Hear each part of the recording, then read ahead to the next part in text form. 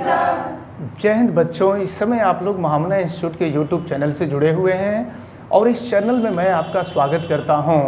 आज हम आपको क्लास 12 हिंदी माध्यम फिजिक्स का बहुत ही इम्पॉर्टेंट टर्म संधारित्र के बारे में बतलाने जा रहा हूं।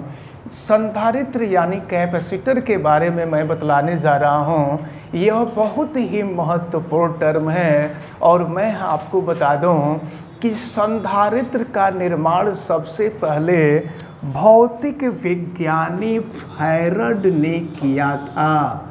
और फैराड ने कैसे संधारित्र की खोज की, हम आपको इसको बताने जा रहे हैं। संधारित्र को कैसे बनाया इन्होंने, ये मैं आपको बताने जा रहा हूँ। लेकिन इसके पहले मैं आपको बता दूँ कि अगर आप चैनल पे नए हैं तो चैनल को सब्सक्राइब कीजिए, बेल आइकन को प्रेस कीजिए और अगर किसी प्रकार की कोई दिक्कत समझ में आती है तो आप हमें कमेंट भी करें और चैनल को आप सब्सक्राइब करने के साथ साथ वीडियो को लाइक भी करें। तो चलिए शुरू करते हैं। हम आज आपको बताने जा रहे हैं संधारित्र के बारे में। तो संधारित्र क्या है, आप ध्यानपूर्वक देखें। तो सबसे पहले हम लोग संधारित्र की परिभाषा देखें कि संधारित्र है क्या। तो संधारित्र के बारे में बताया गया है कि किसी चालक के आवेश में, ऐसे कह लीजिए, किसी चालक के आकार में परिवर्तन किए बिना उसकी धारिता को बढ़ाने के लिए जो समायोजन किया जाता है उसे ही संधारित्र कहते हैं। तो अब प्रश्न ये उठता है कि संधारित्र का निर्माण कैसे होगा। पिछले वीडियो में हम लोग चालक की धारिता पढ़े थे और चालक की धारिता C हम लोग देखे थे कि Q/D था। और एक बात ज़रा हमें ध्यान देना होगा, अगर Q आवेश है, अगर हम आवेश को कांस्टेंट करें और कांस्टेंट करके V के मान में परिवर्तन करें तो देखिए, अगर Q कांस्टेंट है और V का मान हम बढ़ाते हैं तो जब किसी कांस्टेंट में अधिक से भाग देते हैं तो जो मान आता है कम आता है, यानी धारिता। ऐसे समझ लीजिए कि जब कांस्टेंट में अधिक से भाग देते हैं यानी विभव अधिक होगा, तो जब किसी कांस्टेंट में अधिक से भाग देंगे तो यह मान कम होगा यानी धारिता कम हो जाएगी। और अगर विभव का मान कम हो, आवेश तो कांस्टेंट ही है, अगर विभव का मान कम हो जाए तो किसी कांस्टेंट में अगर कम से भाग देंगे तो ये पूरा मान अधिक हो जाएगा यानी कि धारिता अधिक हो जाएगी। तो कहने का मतलब हमारा ये है कि हमें ऐसा समायोजन करना है कि चालक की धारिता को बढ़ानी है और चालक की धारिता को बढ़ाने के लिए हमें विभव को कम करना होगा। और विभव कम कैसे होगा ये हमें देखना है। तो यहाँ पर एक यंत्र का उपयोग किया गया जिसका नाम है स्वर्णपत्र विद्युतदर्शी। अगर स्वर्णपत्र विद्युतदर्शी में पत्तियाँ होती हैं, पत्तियाँ सिकुड़ जाएं तो आप समझ जाइएगा कि विभव कम हो रहा है और विभव कम होगा तो किसी कांस्टेंट में कम से भाग देंगे तो धारिता अधिक हो जाएगी। तो स्वर्णपत्र विद्युतदर्शी की पत्ती सिकुड़ेगी, इसका मतलब ये हुआ कि विभव कम होगा और अगर विभव कम होगा तो धारिता बढ़ेगी। और अगर इसके ठीक अपोजिट स्वर्णपत्र विद्युतदर्शी की पत्तियां फैल जाएंगी, इसका मतलब ये हुआ कि विभव बढ़ जाएगा और अगर विभव बढ़ जाएगा तो इस फार्मूले के हिसाब से धारिता कम हो जाएगी।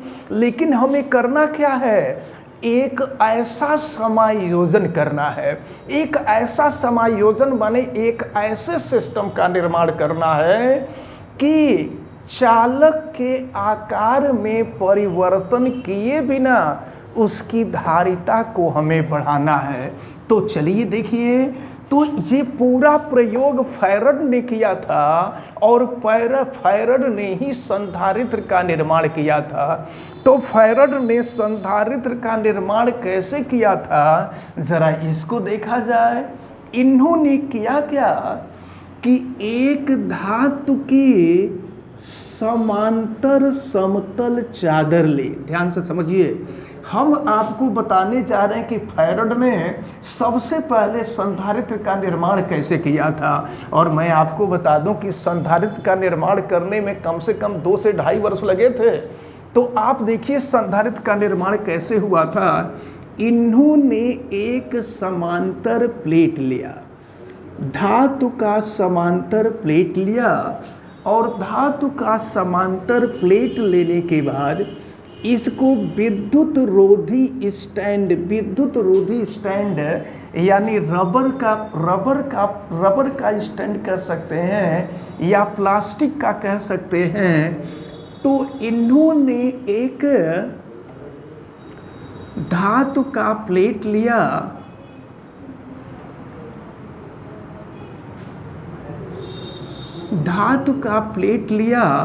और धातु का प्लेट लेने के बाद यहाँ से अंदर से एक तार कनेक्ट कर दिया। ये धातु का प्लेट है, अंदर से एक तार कनेक्ट कर दिया, और तार कनेक्ट करने के साथ साथ इसको विद्युत रोधी स्टैंड के सहारे खड़ा कर दिया। और मैं आपको बता दूं, यहीं पर इसका जो संबंध था, इसका संबंध आवेश स्रोत से कर दिया गया, और इसी से यहाँ पर जुड़ा हुआ स्वर्ण पत्र विद्युतदर्शी था, जिसमें पत्तियाँ थी, ऐसे पत्तियाँ थी।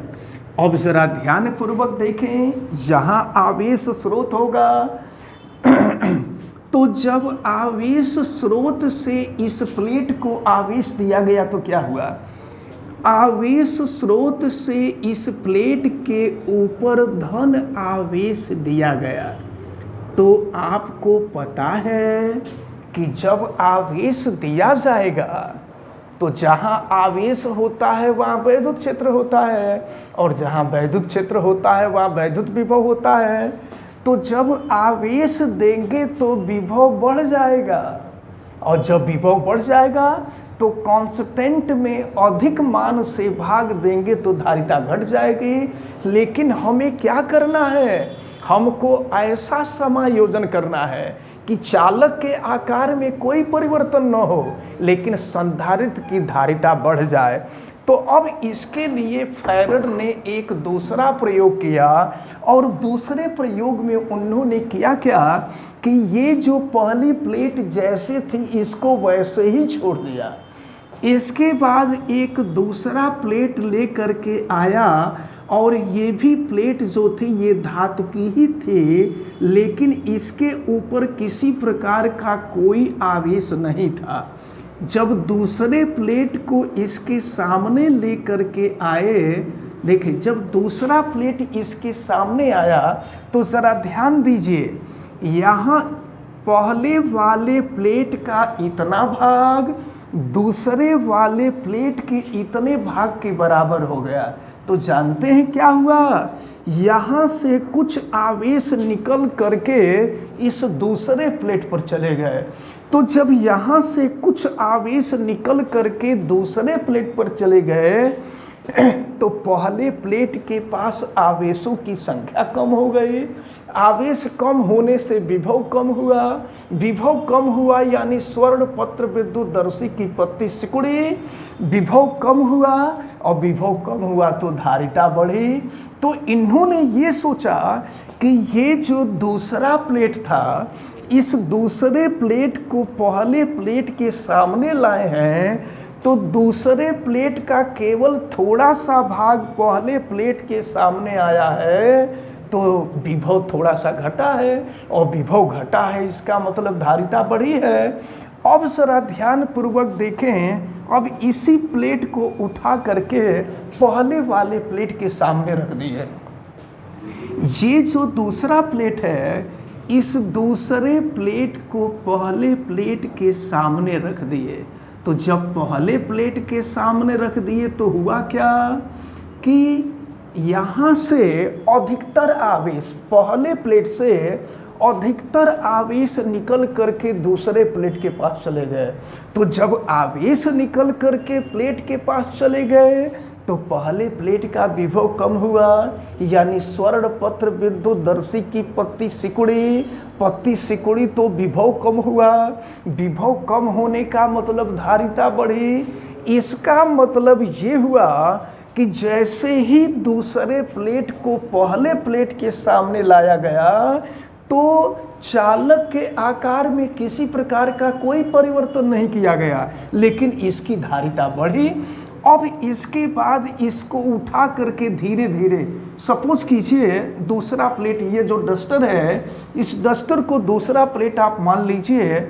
इस दूसरे प्लेट को जैसे जैसे हम खिसका करके पहले प्लेट के नज़दीक लाते गए, वैसे वैसे स्वर्ण पत्र विद्युत दर्शी की पत्ती सिकुड़ती गई। पत्ती सिकुड़ती गई, इसका मतलब कि विभव कम होता गया, और विभव कम होता गया इसका मतलब धारिता बढ़ती गई। और धारिता को बढ़ाने के लिए जो समायोजन हम करते हैं उसी को ही संधारित्र कहते हैं।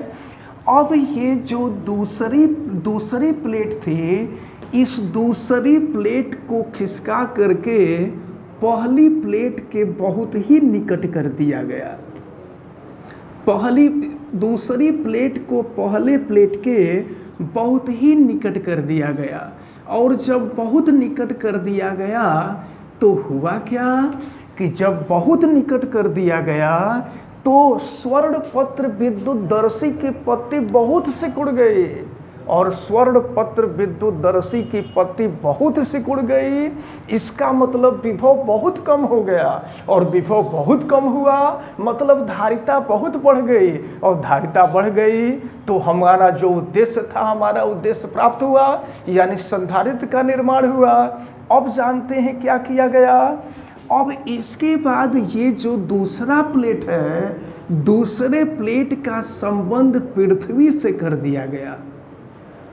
दूसरे प्लेट का संबंध अर्थ से कर दिया गया। तो जब अर्थ से कर दिया गया तो ये जो दूसरा संधारित्र था, दूसरा जो प्लेट था, दूसरे प्लेट के ऊपर जो है ऋण आवेश आ गया। और ऋण आवेश आया तो जरूर, लेकिन जब इसका संबंध हम पृथ्वी से कर दिए गए तो स्वर्ण पत्र विद्युत दर्शी की पत्ती जो पहले बहुत सिकुड़ी थी, वह पत्ती और सिकुड़ गई। तो पत्ती और सिकुड़ी, इसका मतलब विभव और कम हुआ, और विभव और कम होने का मतलब धारिता और बढ़ गई। अब इसके बाद अंतिम स्टेप में क्या किया गया कि इन दोनों प्लेटों के बीच में परावैद्युत पदार्थ भर दिया गया। परावैद्युत पदार्थ भर दिया गया। तो जब परावैद्युत पदार्थ भर दिया गया तो परावैद्युत पदार्थ भरने से संधारित्र, परावैद्युत पदार्थ भरने से स्वर्ण पत्र विद्युत दर्शी की पत्ती बहुत ही सिकुड़ गई, यानी विभव बहुत ही कम हो गया। और विभव बहुत ही कम होने का मतलब धारिता बहुत ही बढ़ गई, और धारिता बढ़ गई इसका मतलब कि संधारित्र का निर्माण हो गया। तो इस प्रकार लगभग 2 से 2.5 साल के परिश्रम के बाद ये संधारित्र का निर्माण फैराड ने किया था। अब एक चीज और हम आपको बता दें, ये धन आवेशित प्लेट है, ये ऋण आवेशित प्लेट है। हमने आपको परावैद्युत पदार्थ के बारे में बताया था कि ये जो परावैद्युत पदार्थ है, यह कुचालक पदार्थ की तरह व्यवहार करता है, क्योंकि इसमें जितने भी इलेक्ट्रॉन होते हैं सभी इलेक्ट्रॉन नाभिक के आकर्षण बल से बंधे होते हैं। लेकिन इस परावैद्युत पदार्थ को जैसे ही प्लेटों के अंदर ले जाते हैं, प्लेटों के बीच में रखते हैं, तो धन आवेशित नाभिक जो होता है वह धन आवेश की तरफ, और ऋण आवेशित नाभिक जो होता है ऋण आवेशित जो इलेक्ट्रॉन होता है वो ऋण आवेश की तरफ मुड़ जाता है। और इस प्रकार जो है इस पर ध्रुवण की क्रिया हो जाती है, और ध्रुवण की क्रिया जब होती है तो धन के तरफ आ जाता है ऋण, और ऋण के तरफ आ जाता है धन। यहाँ ऋण के तरफ धन आ जाता है, और इस प्रकार संधारित्र का निर्माण हो जाता है। तो ये रहा संधारित्र। और देखें, हम आपको बता दें कि संधारित्र में ये दो प्लेटें होती हैं। यही कारण है कि संधारित्र का जो प्रतीक होता है, संधारित्र के प्रतीक को दो ऊर्ध्वाधर लाइन से दिखाते हैं। दो ऊर्ध्वाधर लाइन, यह लाइन पहले प्लेट को प्रदर्शित करती है और यह लाइन दूसरे प्लेट को प्रदर्शित करती है। दोनों प्लेटों का जो आकार होता है वो एक समान होता है, इसलिए इन दोनों लाइनों को एक समान दिखाया जाता है। तो इस प्रकार ये संधारित्र का प्रतीक है, इसको भी आप याद रखे रहेंगे। तो अब हम ये कह सकते हैं कि संधारित्र क्या है। तो संधारित्र किसी भी आकार के दो चालकों का युग्म है। पहला चालक ये है और दूसरा चालक ये है। तो संधारित्र किसी भी आकार के दो चालकों का युग्म है जो परस्पर एक दूसरे के समीप हो और एक के ऊपर धन आवेश तथा दूसरे के ऊपर विपरीत आवेश हो। तो ये चालकों का जो युग्म होता है, चालकों के युग्म को ही संधारित्र कहते हैं। और इस प्रकार संधारित्र का निर्माण हुआ। हमें उम्मीद है कि आप समझ गए होंगे कि संधारित्र का निर्माण कैसे किया गया। और कुल मिलाकर के अगर संधारित्र के बारे में पूछा जाए तो आप यही बताएंगे कि चालक के आकार में परिवर्तन किए बिना, संधारित्र चालक के आकार में परिवर्तन किए बिना उसकी धारिता को बढ़ाने के लिए जो समायोजन किया जाता है उसे ही संधारित्र कहते हैं। यह टर्म आपको बहुत अच्छी तरह से समझ में आया होगा। आप वीडियो को लाइक ज़रूर कीजिएगा, इस वीडियो को मैक्सिमम स्टूडेंट तक शेयर कीजिएगा ताकि वो संधारित्र को अच्छी तरह से समझ सकें। बेल आइकन को आप प्रेस भी कीजिएगा और चैनल पे नए हैं तो चैनल को सब्सक्राइब भी कीजिएगा। आप सभी लोगों का बहुत बहुत धन्यवाद। जय हिंद।